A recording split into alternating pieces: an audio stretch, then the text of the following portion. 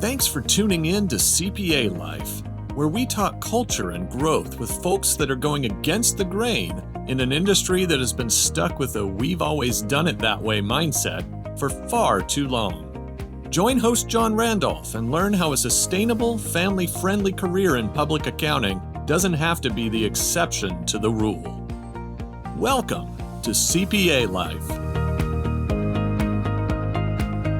Welcome to another episode of the CPA Life podcast, where we are continually looking to spotlight firms, firm leaders, and industry insiders who are passionate about building more modern-minded, people-centric firms in today's world. And today, we're excited to be speaking with someone who brings a pretty interesting perspective to the discussion. Liz Farr is someone who has lived through the chaos of stereotypical tax season or two, and in the midst of her journey, started writing about some of the things going on in the industry for a few publications, and now spends 100% of her time running a communications company that helps industry thought leaders write articles as a ghostwriter. And she's also the host of the CPA Trendlines podcast, Accounting Disruptor Conversations. So Liz, welcome to the show. Thanks a lot, John. Glad to be here. I'm excited to get to learn a little bit more about your journey, what you've done, the types of paths that you've taken, some of the things that you've seen. Also talk about some of the correlation between accounting industry challenges, but also some of the accounting challenges within the corporate side of accounting as well. So want to dig into some of those things. But before we hop into all of that, give us a little bit of an idea of how you got on this path that you're now on in the public accounting world. Well, it's kind of a long journey. My first exposure to accounting was in high school when I was the treasurer of both my Explorer Post and my Girl Scout troop. And both were running businesses. So somebody's mom taught me the basics of double entry accounting, sent me home with some green 10-column ledger pads. And I really liked it. I liked, tallying things up and getting everything lined up and reconciling and doing all of that. But my friends thought I was just nuts because I grew up in Los Alamos, New Mexico, which, if you've seen Oppenheimer, that's where the atomic bomb was created. Yep. So almost everybody's parents worked for the labs. Business was something that you went into if you weren't smart enough to be the scientist. Oh. So, I kind of put that aside and went into, first engineering, then got a degree in biochemistry, worked in that field for about 4 years, then did a detour through linguistics and did a bunch of stuff.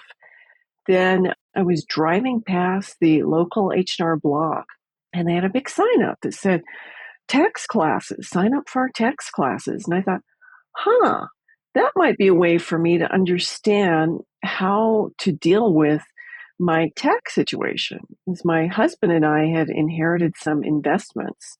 So we'd get these 1099s where you're like, what is this? OID? Bond premiums? What is this?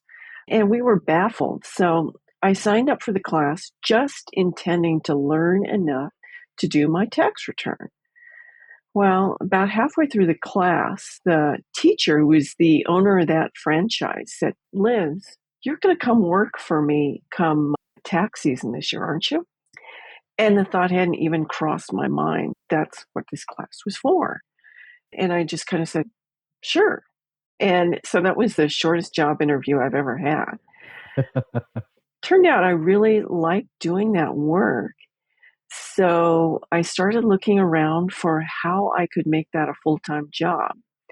I got a master's of accounting at UNM's Anderson School of Management. They were just starting a new degree program for people who had different degrees. Interesting. And that's how it got started. Spent about 11 years at one firm. I was in public accounting for about 15 years. And by the end, I was like, I just got to get out of here. It was the same thing that we've been hearing forever. But I had to get out and started writing. Didn't get much support from the firm I was at. So I moved to a different firm that thought that was great. I did a newsletter. Then eventually I launched full time as a writer and left public accounting completely behind. So not looking back one bit. But it's interesting how you've been able to take and merge the two together with your passion for communication, getting the message out, and not only you yourself getting that message out through your podcast, but also helping others get that message out. Because in my experience in the recruiting world, there's so many times that we will talk to people that have great ideas, great stories, great backgrounds, but they just, I don't know any other way to put this, they suck at getting that message out there.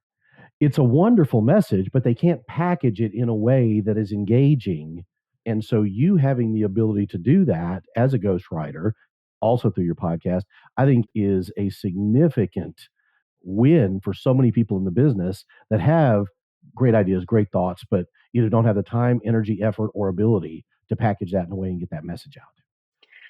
Absolutely. I really enjoy it. There's just something that gives me a lot of pleasure about getting somebody's ideas into the hands of the people that need it. People ask me all the time, well, doesn't it bother you that somebody else gets the credit for something you wrote? And I say, no. My pat answer used to be, well, that's what they paid me for. Mm-hmm. But also, I just want to help make accounting a better profession for the people behind me.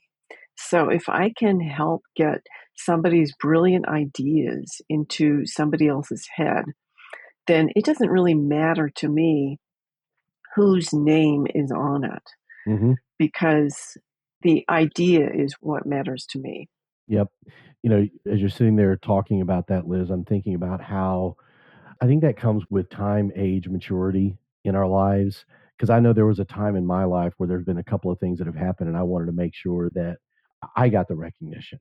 I Mhm. wanted to make sure that someone saw my hand go up. But then, as I matured in age, there were a couple of times in consulting situations where I had gone to the owner of the company to talk about something that I thought we needed to do, and it's just this. You're talking to a brick wall. Mhm.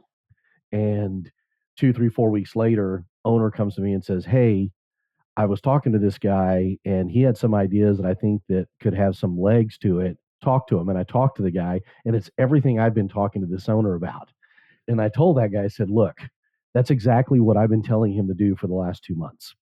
So here's what we're going to do. I'm going to agree with everything that you're saying, and he's going to end up paying you to implement those things that would have been free if I'd have done them. Mhm. But he's going to have to learn that lesson the hard way. And I don't care who gets the credit, because that is what's going to help us win. That's right. That's what's important to me. I just want us to win. I don't care who gets to hold the trophy. I just want us all to win." And I think that comes with time and maturity. Mhm. Like you're saying, just let's get those ideas out there, because there's a lot of people with some really good ideas. Yeah, yeah. And just getting your ego out of the way Mm-hmm. is so important. And that really was part of what drove me out of public accounting, was all the egos. They had their own ways of doing things. They had control over everything. They had control over the marketing. And so they were not willing to give up a tiny piece of it to me to try something new, because that would have meant losing a little bit of control and to try something new that might actually work. You spent, and you touched on this just a little bit, you spent a good 13, 14, 15 years in public accounting. I mean, ultimately, what was it that, well, I guess better question is, was there something that drove you to a position of enough is enough, I'm out? Or was it something that was enticing on the other side of the road, like your writing, that you decided to make full time? Or was it a combination of the two?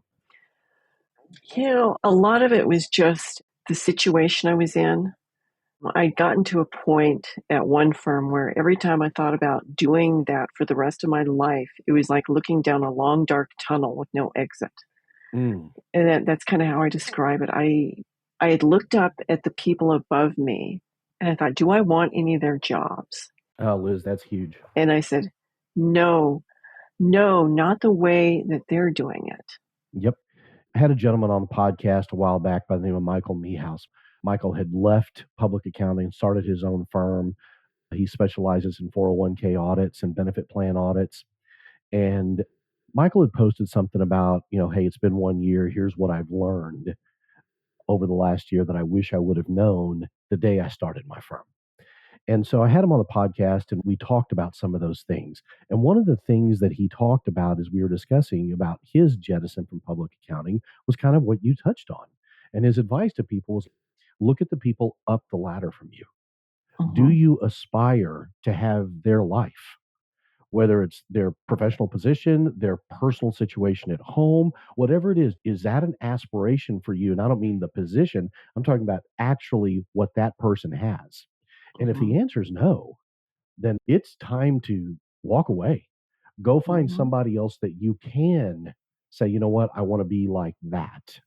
Right. What's the wonderful adage we used to tell our kids and our parents used to tell us? You are the sum of the 5 to 6 people that you hang around the most. Yeah. And if that's who you're hanging around and it's not who you want to be, it's time to make a move. Right. Or, I think it came to me that I was not meant to stay in public accounting when I went to a CPE, an 8-hour program on something. And the guy presenting had written his own material and he was very engaging. Afterwards, I kind of bumped into him and it just kind of just blurted out. I didn't even think about it. I said, I want to be like you when I grow up. And so that was like, maybe there's something there. Not just the doing, but the teaching and helping people to understand things. What you just said to me resonates in so many different ways. And I want to dig into a couple of things here. You talk to so many different firm leaders, trainers, consultants, advisors through your Accounting Disruptors podcast. There's so many things that those leaders are doing right to address some of the things that are wrong. And one of the things that I see when I look at what some of those leaders are doing well versus other firms is they're starting to understand. I think it's a problem across multiple industries, accounting being one of them, but I think it's affected accounting longer than most other industries, and that is the mindset of up or out. Yeah. You've got to continue to grow, and you've got to continue to grow in title and responsibility, or you're out the door. So we're going to take our best staff, we're going to make them a senior. We're going to take our best senior, we're going to make them a manager. We're going to take our best manager and make them a senior kind of mindset. And in the world that we're in today, you've got to create an environment, in my opinion, for your people to succeed at what they're passionate about. And you may not be the best people person. You may be a great technical person, but in a stereotypical public accounting environment, it's up or out. Exactly. We don't have room for you. And if we make room for you, and I'm talking stereotypical environment, if we make room for you, you're kind of a purple squirrel. You don't really fit in, and we don't really know what to do with you. And so you're going to feel awkward for a while. We're going to feel awkward for a while, and you're probably going to leave in that process. I think that when you have the ability to do what you did and say, hey, there may be something here because I'm passionate about writing. How can I dovetail that? I mean, when you talk to the leaders that you talk to, what are you hearing about how they approach the people issue of, the whole mindset of up or out? Are they creating environments and structures where they put people in winning positions and not necessarily saying, hey, you have to go from here to here to here, or we don't have a role for you? No, they're not doing that at all. Many of them have completely discarded the old partnership structure. The firm leader is now the CEO, is not the managing partner who has to get consensus from a group of quote unquote peers, but they are the chief executive officer. The buck stops with them. And they are also willing to create and develop new positions within the firms with job descriptions that did not exist when I was in public accounting. Things like client liaison manager or implementer in charge. They take the person who's really good at the technology and they let them work with all their CAS clients to get all the tech working right together. They take the person who really likes to work with the people and they interface with the clients. They are the contact point with the clients and the preparers and the managers. Or they do something in between. Towards the end of my time in public accounting, I was actually offered a position as half marketing and half tax manager. But I knew enough about that firm that I knew that would be, 70 hours a week of tax manager and another 20 hours a week of marketing. I don't think so. And your firm turnover over on the tax side, that's really high. I don't think so. It's interesting that you talk about that because that is reality. What so many traditional mindset firms that may try to do that run into, because what it comes back to so many times is, hey, Liz, we can let you do this marketing and we can let you do, this technology integration thing that you're really passionate about. But where do we bill that time? Exactly. What do we do with that? Yeah. And it's interesting you bring up billable time because, I have two memories of hearing about time that are kind of contradictory. One was on my very first day as an intern at a CPA firm. And the manager who was training me said, "We sell our time. So you have to track your time. That's what we sell." Okay, that's what we do. We track our time. And then the other memory I have was talking to one of the partners about a tax return I'd done for a client of his. And I had figured out how to do this really efficiently and really quickly. So I had, I think maybe $200 or $300 of whip into there. Yeah, that was about all. It wasn't much. And he wrote that up to about $800. And I just said, wait a minute, how can you do that? How can you add that much onto what it was? Shouldn't they just be paying for the time it took? And he said, oh no, because that's the value that the client puts on it. And so, they were really doing sort of quasi value billing. Yeah. But they weren't really consciously doing it. Mm-hmm. So that was really interesting. And then the other thing that I always thought was bizarre was in audit, everything is on a flat fee basis. So why should we track our time at all? Why? Yeah. If the focus is let's just get it done, then does it really matter how long it takes us to get it done? Now, I understand the mindset and the philosophy of, hey, let's track our time from the standpoint of making sure that we are doing the things that we need to do within the time frame that we allotted to get it done, and so we'll know if we're making money. There's a part of me that gets that. I get that. I understand that. But from the standpoint of billing, I don't necessarily buy into that. I've said to several people on the podcast, I've talked to a number of clients about this over the last couple of years, but I think, Liz, if you pack 100 people in public accounting into one room at all levels, from staff people that have been there for 1 year to partners that have been in the business for 35 years, and you said, hey, give us the 5 biggest frustrations in the industry right now, 3 to 5, what are they? I guarantee you that every one of them, somewhere on their list, timesheets, time tracking is going to be on every one of them. Okay, we'll be generous. Let's say 80%. 80% are going to say time tracking, timesheets, somewhere in there. And I've just contended, if you packed 100 people in a room in any space and 80% of them agreed that this one thing, along with other things, but this one thing, commonality between 80% of them is a problem, you would sit there and say, okay, let's address this because this apparently is a problem with a big number of people in this room. Therefore, it's probably a bigger problem with the industry as a whole or the market as a whole. So let's figure this out. And so it boggles my mind that people still wrestle with that on a large scale. And obviously there are firms that don't. And from what I've seen, and you tell me if you see the same thing in the people you talk to, those firm leaders that are embracing, let's take this person that's great at client interaction, and let's have them focus on that. This person that's really good at the technical aspect of things, let's have them focus on those things. This tech person, let's have them focus in this area. The people that have done that are people that either have completely ditched hourly based billing, time and billing cultures, or if it's in their system still or in their environment still, it's not the basis by which they bill their clients. They're Mhm. subscription based, value based billing environments. Is that kind of what you've seen? That's exactly right.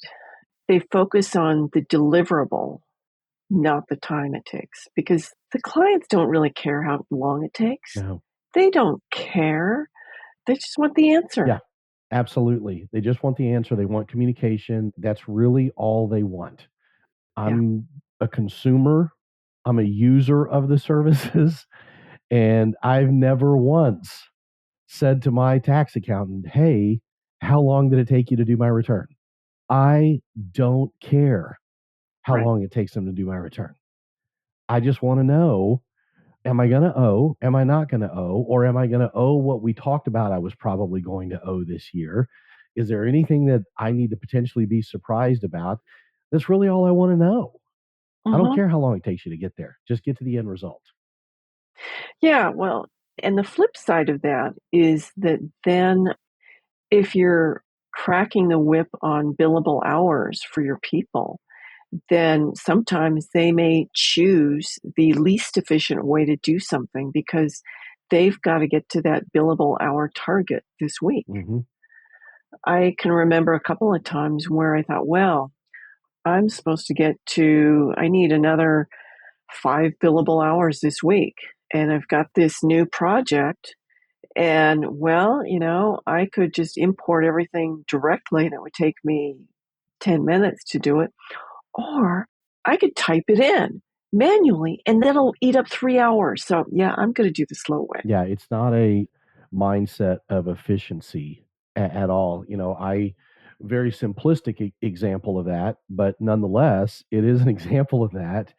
We just moved into our house a couple of months ago, and before we moved into our house, in the backyard, if you will, it was still just, a bunch of mess. There were big piles of scrap wood that the builders, they would cut a board, throw it down, that kind of thing. Two huge piles. My builder said, "Hey, I'm just going to bring a dump truck in here and a front end loader, and I'm going to throw all that stuff in the back." And I was like, "There's some good wood in there. So before you do that, let me sift through that, decide what I want to keep." So I talked to two young boys at church, 14, 15-year-old boys, told them what I needed done. And they said, "How much will you pay?" And I said, "I don't know. I mean, I'll pay you, whatever it takes to get it done." So they got here on a Saturday morning. And I told them, I think I had told them I was going to pay them $10 an hour, and I figured it would take them, somewhere in the neighborhood of a day and a half to 2 days to get it all done. So I'm Hmm. thinking a couple $100. Hmm.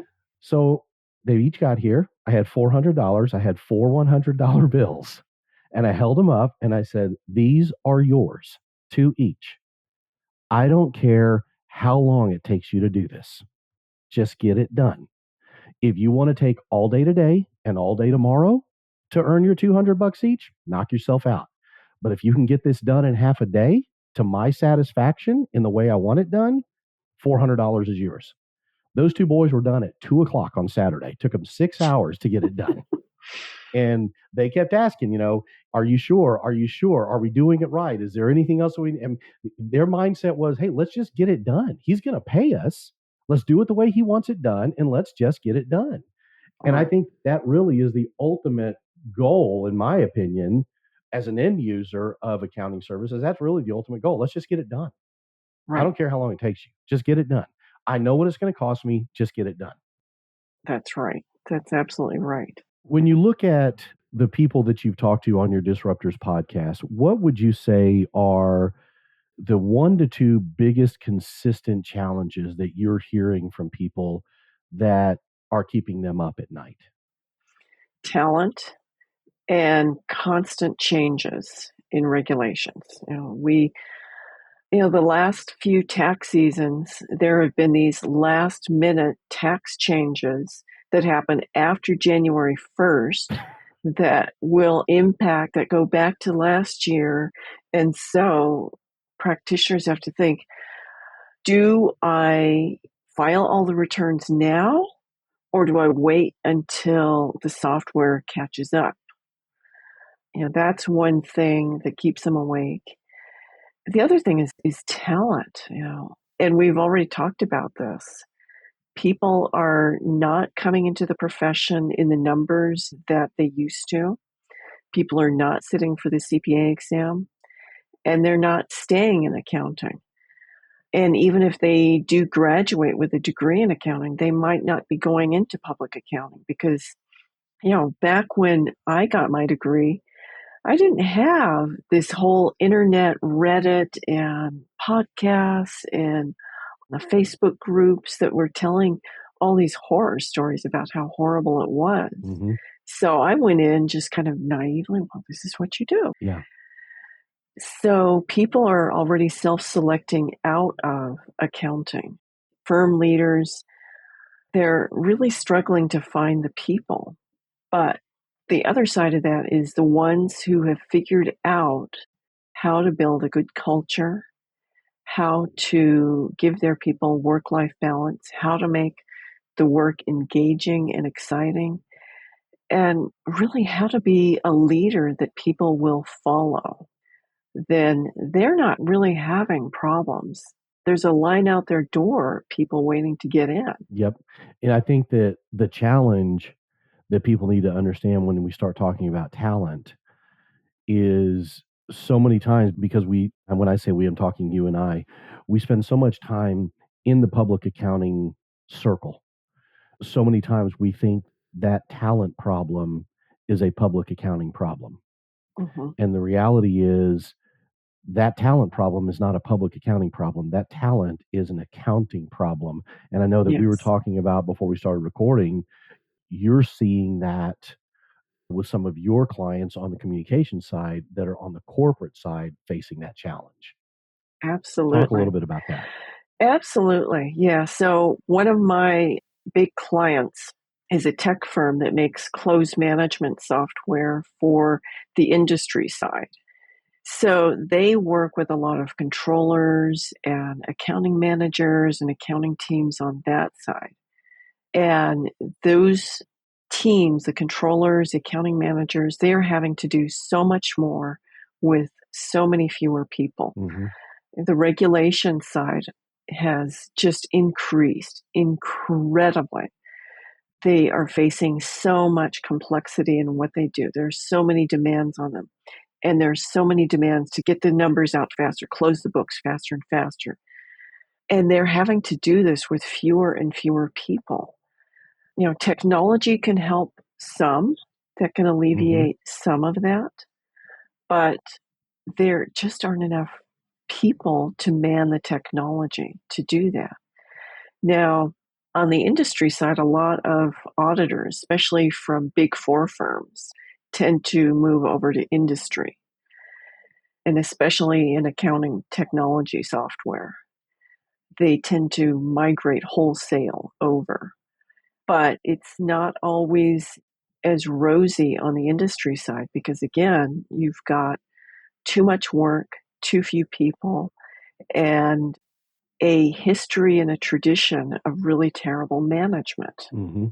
But I'm beginning to see that there's some changes. And some of the work that I've been doing has been to try to encourage the development of positive accounting team culture on the industry side, because it's not just public accounting. No, it is an accounting problem across the board, and I think there's several issues with that: culture, environment, the mindset of people within the corporate world towards accounting. Hey, it's a cost center, it's not a profit center. I think compensation is still driving some of that. We don't deal in our business on the recruiting side, we don't go out and pursue corporate side business. The Right. only way we end up working corporate side roles is one of our CPA firm clients reaches out to us and says, hey, we've got a client that needs to hire a controller or accounting manager. Can you help them? And sometimes we will, sometimes we won't. But we'll always engage with their client to find out, what are you looking for? Are we a potential solution, or can we refer you to somebody? And still, the consistent challenge that I talk to these corporate side clients about when I talk to them is compensation, especially at staff and senior level. It's not as glaring. Manager, director, controller, assistant controller, it's not as glaring there. But we'll talk to, earlier this week, I talked to a firm that's looking for a 2 year to 4 year heavy staff, light senior accountant in their GL accounting group. And they're not a small firm, they're a 75, 80 person corporate entity. They're doing somewhere in the neighborhood of about 25 to 30 million in revenue. Degreed accountant, ideally you want a CPA, and the compensation on the roll we're thinking is 65 to 75.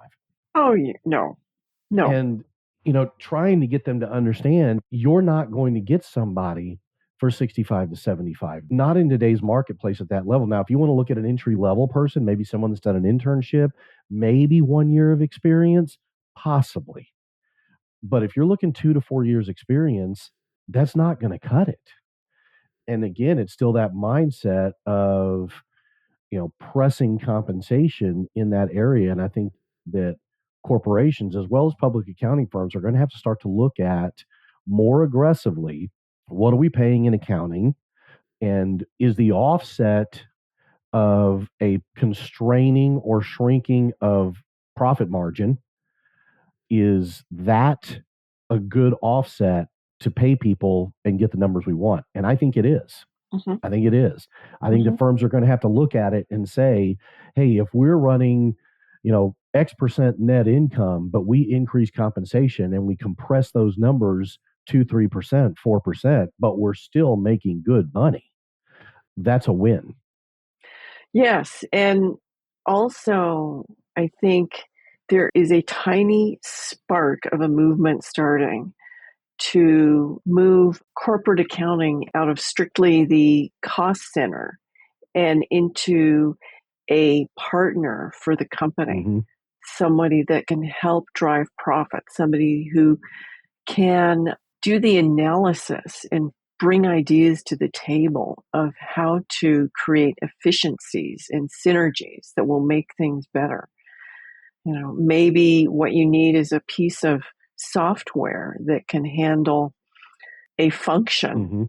And so instead of needing 3 people to do this, maybe you just need one part-time person to do it. Right. So Right. there's so much. And you can start to get those people with the talent to be more strategic in what it is that they're able to do, and less tactical in the work that they are doing.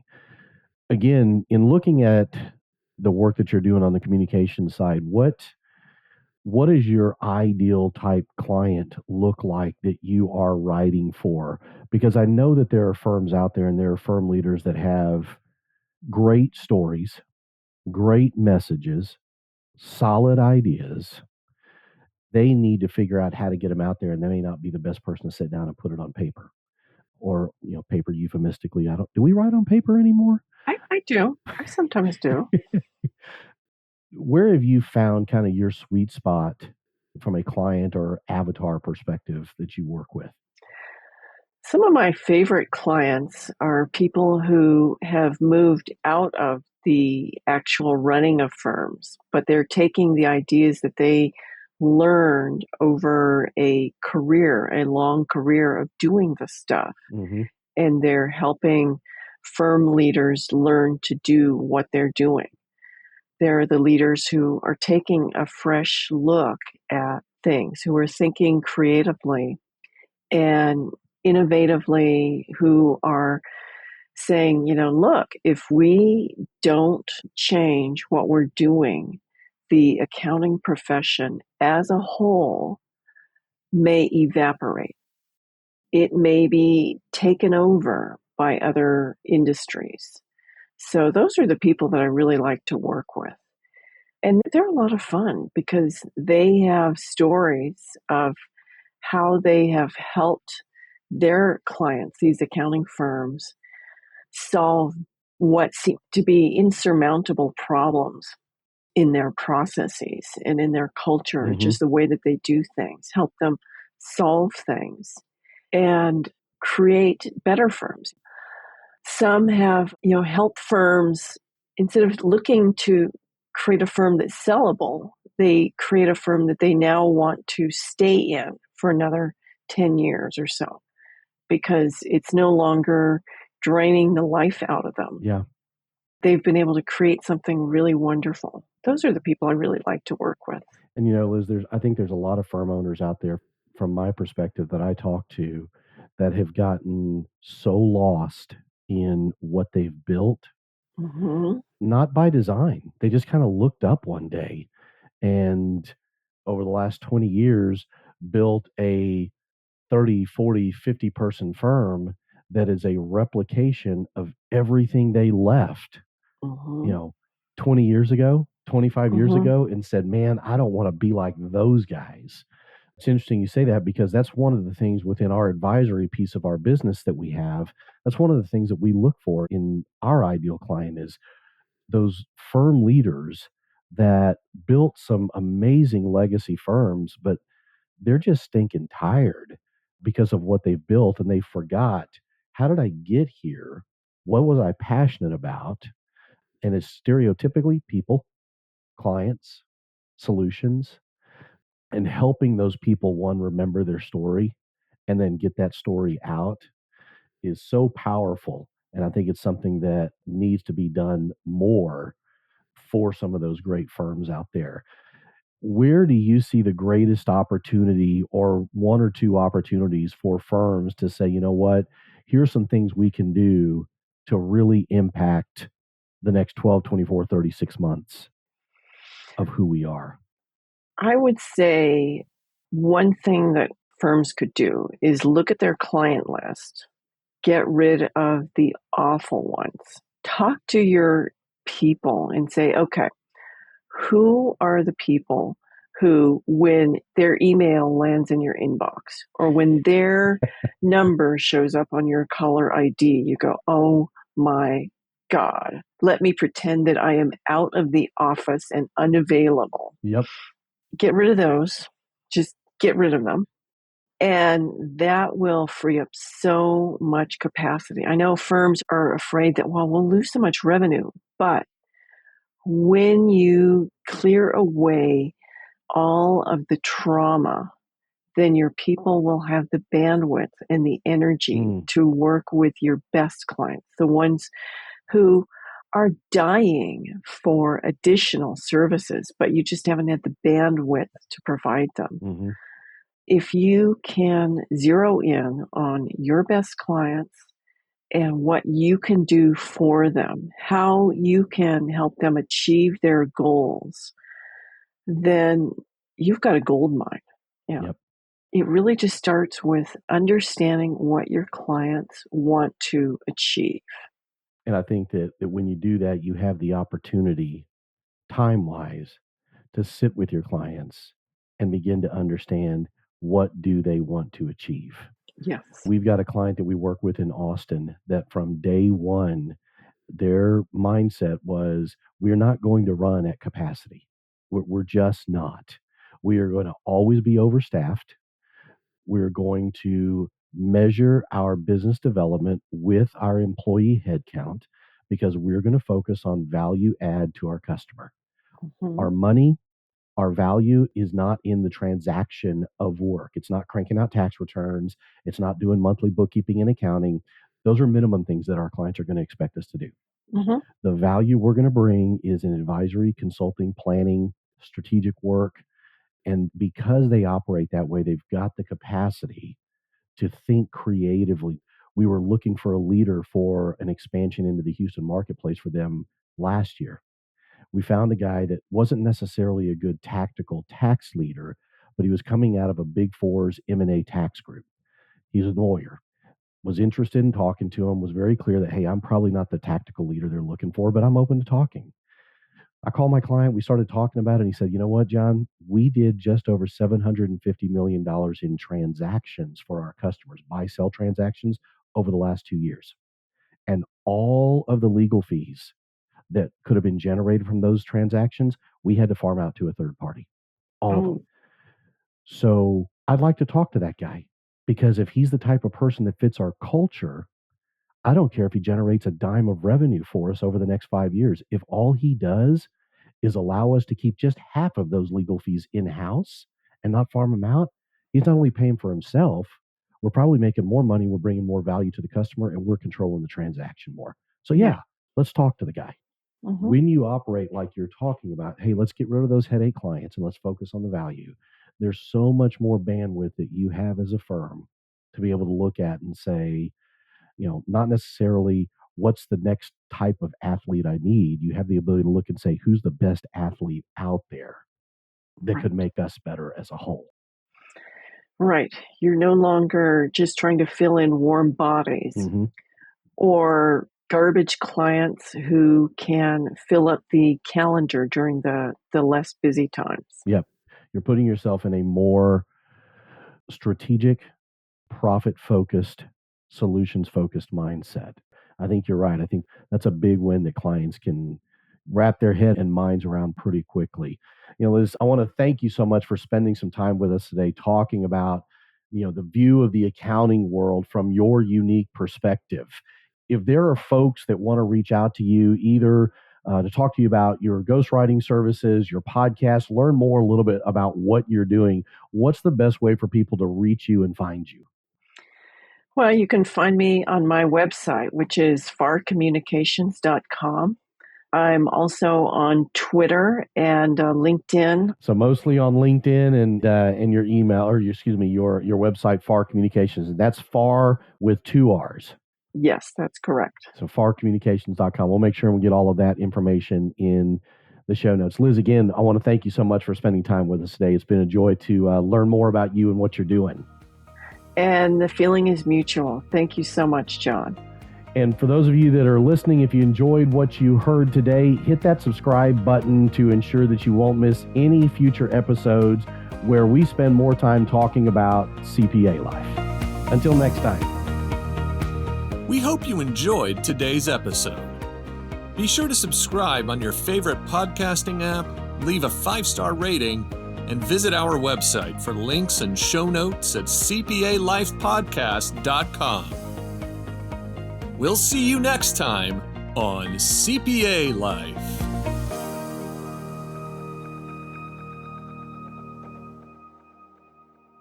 ProfessionalProductions.net